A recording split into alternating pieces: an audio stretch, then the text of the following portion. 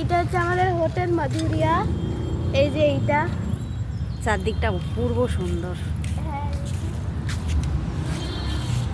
এখন আমরা যাচ্ছি সমুদ্রে, বলেছিলাম না আমাদের সাথে সমুদ্রে দেখা হবে।